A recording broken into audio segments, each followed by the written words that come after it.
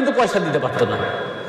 এই ছিল মানে তার আমাল ছিল এইটা যে হুজুর কিসে ভালো থাকবেন, হুজুরের পছন্দের জিনিস হাজির করব, হুজুরকে হাসাবো।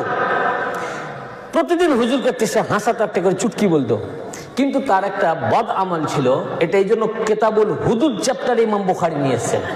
সে বাড়ি গিয়ে মদ খেত, মানে আগে তো মদ হারাম ছিল না, হারাম ঘোষণা হয়নি, তো এটা খাওয়া অভ্যাস ছিল। যখন কোরআন পাকে আয়াত আসলো মদ হারাম, তখন সবাই ছেড়ে দিল, কিন্তু এ এত বেশি মদ খেত যে ইয়া ছাড়তে পারছে না। সাহাবায়ে কেরামগণ এসে নালিশ করলেন রাসূলের পাকের কাছে, ইয়া রাসূলুল্লাহ আপনি পাশে বসা নেন, সে আপনার পাশে বসে, আপনাকে চুটকি শোনায়, আপনাকে হাসায়, আর বাড়ি গিয়ে মদ খায়। আল্লাহ রাসূল যেহেতু বিচার আসলো, বিচার করতে হবে, আল্লাহ রাসূল বললেন যে তুমি মদ খাও, তোমার বিরুদ্ধে ক্লেম এসছে। তো বলে হুজুর মাফ করেন, আমি এটা ছাড়তে পারিনি। সত্য কথাই বললেন তিনি। তখন হুজুর বললেন যে না, মদ হারাম, মদ খাওয়া কি হারাম। এর জন্য ইমাম বুখারী কিতাবুল হুদুদ চ্যাপ্টারে এর উপরে হাদ নিয়ে এসেছেন, রাসূল পাক হাদ জারি করেছেন যে তাকে কোড়া মারতে হবে। আল্লাহ রাসূল বলেন যেহেতু তুমি মদ হারাম হওয়ার পরেও খাচ্ছ, বলে একে চাবুক লাগাও, কোড়া মারো। তখন তাকে চাবুক মারা হলো, সে খুব চিৎকার করে, কান্নাকাটি করে, আবার বাড়ি চলে যায়। পরের দিন আবার গোসল টোসল করে রাসূল পাকের কাছে আসে।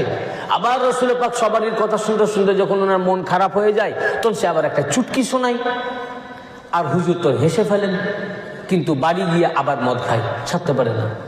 সাহাবীরা আবার কমপ্লেন করলো, আবার হুজুর তার উপরে হাত জারি করলেন, চাবুক মারা করলেন। এ থেকে বোঝা যাচ্ছে মদ একদম হারাম, এটা খাওয়া যাবে না।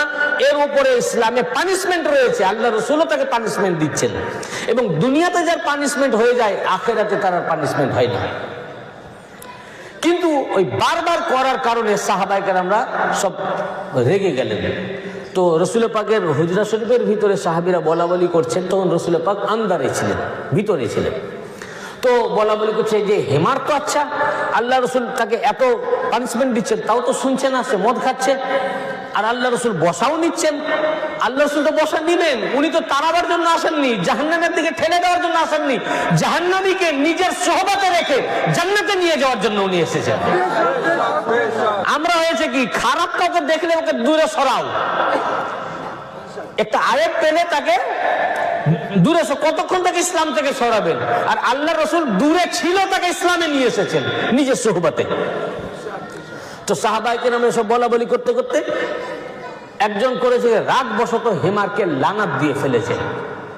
আর যখন হেমারকে লানাত দিচ্ছেন, তখন আল্লাহ রাসূল প্রবেশ করছেন হুজরা শরীফে, এবং আল্লাহর নবী নিজের কানে শুনে ফেলেছেন যে হেমারকে